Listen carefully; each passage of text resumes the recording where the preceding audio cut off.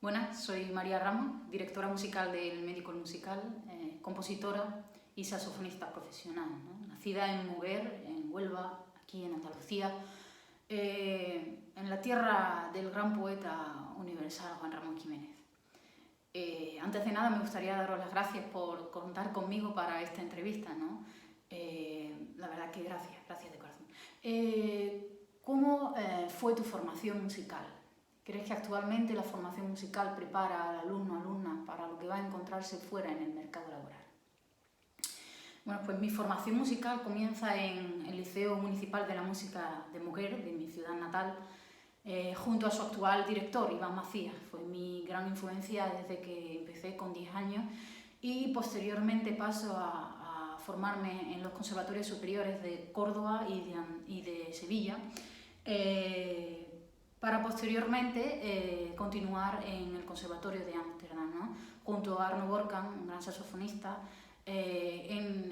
donde completo mi formación musical, ¿no? Tanto en composición como en dirección como en saxofón. ¿Crees que actualmente la formación musical prepara al alumno o alumna para lo que va a encontrarse fuera?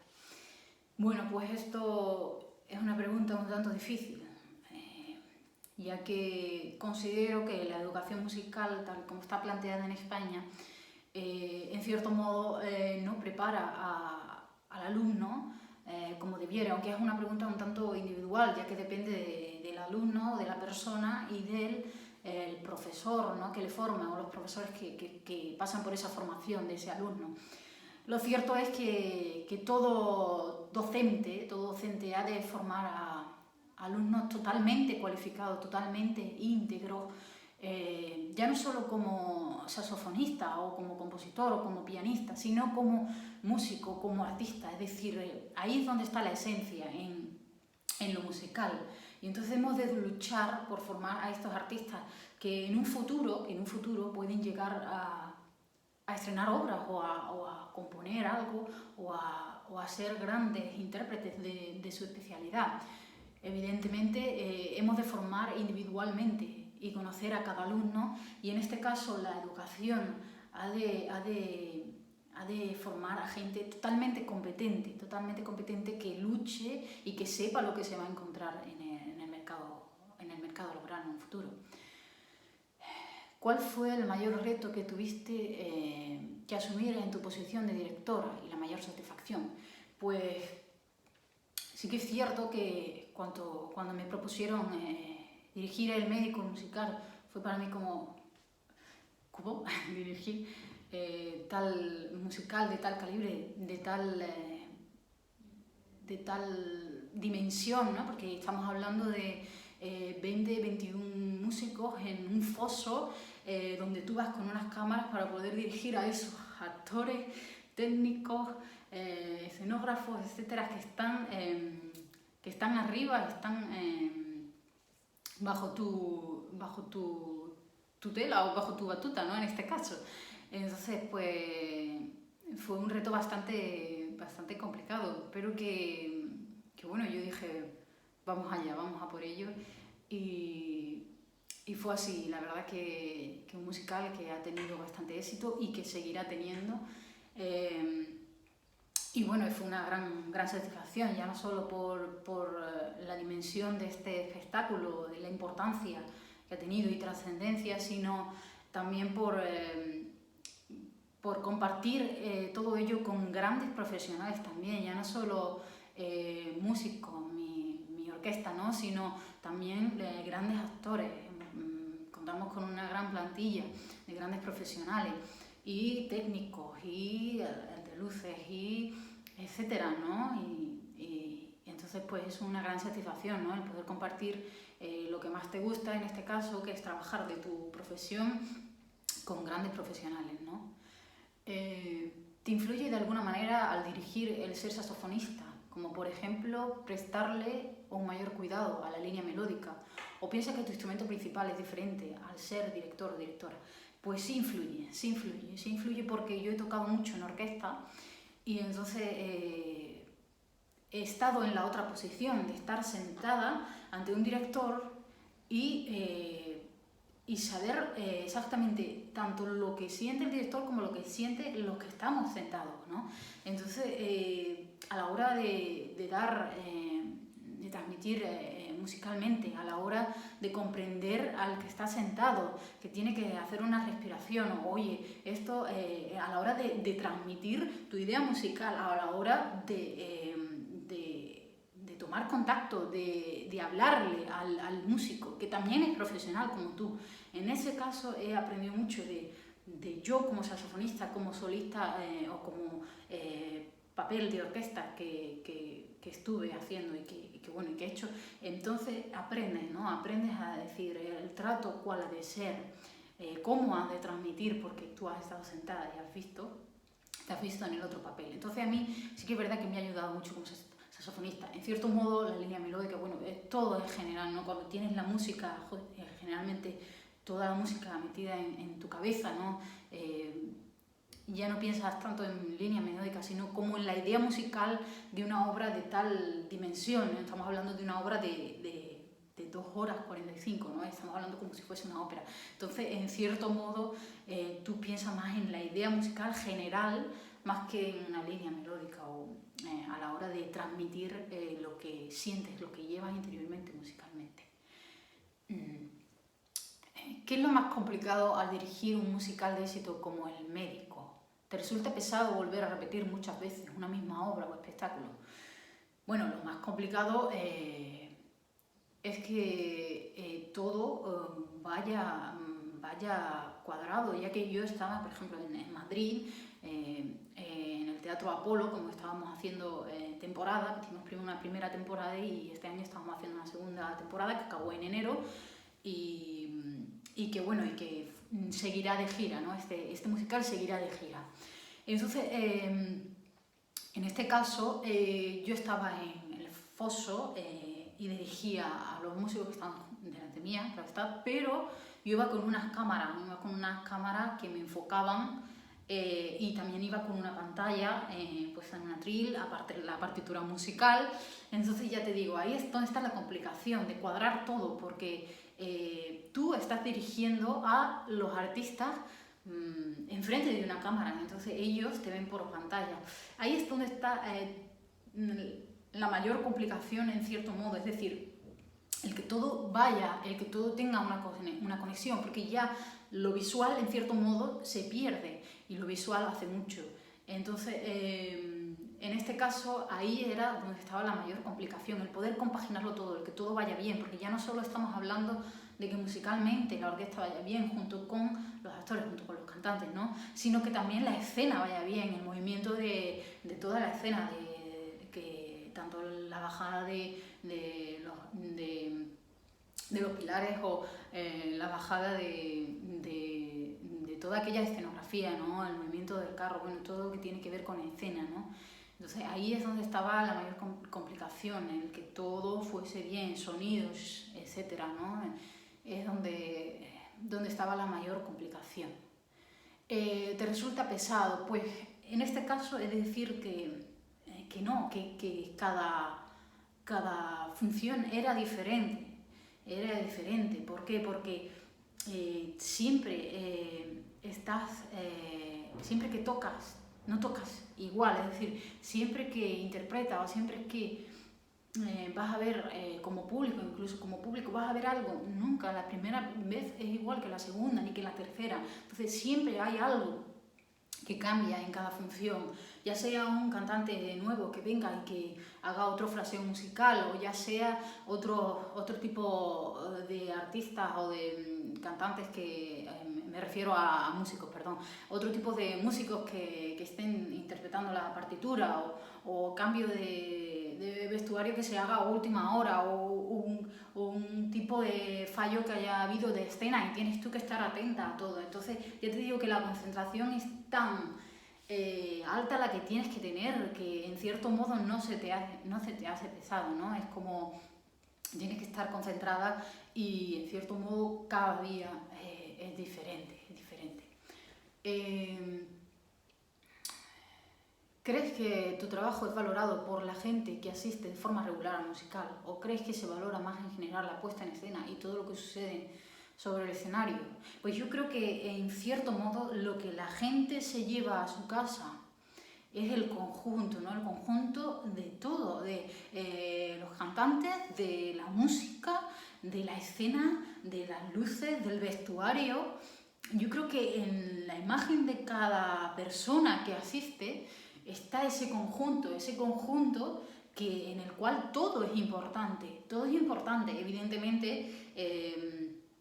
Hay determinadas cosas que destacan, pero como en todo en la vida, ¿no? Hay determinadas cosas que destacan y una persona puede salir diciendo qué papel hizo en esa canción esa artista, ¿no? Pero sí que es cierto que yo creo que el público lo que se lleva es la esencia, ¿no? La esencia de ese gran formato musical, ¿no? Se lleva la esencia de todo, que engloba todo, la escenografía, el vestuario, los artistas, todo. Y en sí también todo, ¿no? El texto, todo. Escenario. ¿Sufres de miedo escénico? Si es así, ¿cómo sueles combatirlo? Bueno, pues yo creo que todo músico ha pasado por un mal trago, ¿no? por una interpretación en la cual no se ha sentido cómodo, en la cual ha influido el miedo escénico, que en cierto modo es una reacción que tiene el ser humano en momentos que le producen, en momentos de tensión, que le producen, pues, ya te digo, pues, nervios, tensión, dolores de estómago, etcétera, ¿no? Que viene reflejado con ese tipo de síntomas, ¿no? En cierto modo, sufrir de miedo escénico, pues no, en cierto modo no he tenido graves problemas con ese miedo escénico, ¿no? O sea, hay que estar también muy fuerte psicológicamente, es algo que va en conjunto con tu persona, el cómo tú eres psicológicamente, el cómo tú piensas, ¿no? El cómo tú quieres darle al público lo mejor de ti. Si vas con esa actitud, evidentemente es más fácil combatir contra este miedo, ¿no? Contra este miedo escénico. Entonces yo creo que recomendaría a todo músico el pensar en la esencia de ser artista, de ser músico, que no es otra que transmitir musicalmente, transmitir al público lo que tú sientes, lo que tú eres como persona. Una vez que solo piensas en eso, solo piensas en abrirte y transmitir lo que tú eres, lo que tú sientes, lo que tú crees, porque crees en ello, entonces sí que es verdad que olvidamos todo eso, ¿no? Todo eso. Pero evidentemente antes tiene que haber, pues, una experiencia, ¿no? Una experiencia para no sufrir de ese miedo escénico y salir al escenario con una mayor libertad, ¿no? Y con una mayor seguridad en ti mismo. Evidentemente, pues bueno, pues eso se consigue a base de la experiencia, como puede ser dar muchos conciertos, tener la experiencia de dar muchos conciertos, o hay infinidad de técnicas, ¿no? Técnicas de relajación, etcétera, ¿no? Que combaten contra este miedo escénico. Pero sí que yo tendría siempre en mente eso, ¿no? El querer transmitir lo que tú eres como persona, el pensar en esto es mi esencia, esto es lo que yo quiero transmitir, esto es lo que sale de mí. Y una vez que pensamos en eso, yo creo que se olvida un poco todo lo demás, ¿no? Y entonces cuando realmente sale de ti, tu persona. Sabemos que también te has adentrado en el mundo de la composición a través de obras como Raíces Árabes. ¿Cómo es tu proceso creativo? Pues sí, todo esto comenzó haciendo principalmente arreglos de las principales obras para saxofón, ¿no? Yo como saxofonista profesional, un saxofón, un instrumento tan moderno, ¿no? Ya que fue inventado hacia 1840, como este instrumento no es introducido en la orquesta de manera con un puesto fijo, ¿no? Sino que esté introducido en determinadas obras debido a que se trata de un invento, en cierto modo, moderno, ¿no? Por así decirlo, de 1840 que se inventó. Entonces, pues a eso me refería, a que yo como saxofonista profesional quería hacer pues reducciones orquestales, empecé a hacer reducciones orquestales, arreglos para el instrumento. Y de ahí yo creo que surge esa influencia por decir, vamos a componer, ¿no? También compositores, no. Bueno, compositores en sí me dijeron, oye, ¿por qué no comienzas a crear? Y sí que es verdad que profesores míos, saxofonistas, me lo propusieron, me dijeron, oye, ¿por qué no compones una obra tuya y la presentas, ¿no? Y entonces yo ya empecé a componer. Esto fue cuando yo dije, vamos a sacar a la luz a Guadiana, ¿no? Que es una de las composiciones que realicé para saxofón soprano. Y que en cierto modo mi idea a la hora de componer para saxofón no es otra que mostrar la esencia de mi tierra, que no es otra que Andalucía, ¿no? Orgullosa de ello. Entonces, mostrar esa esencia, mostrar lo que mi tierra tiene, el arte que mi tierra tiene, ¿no?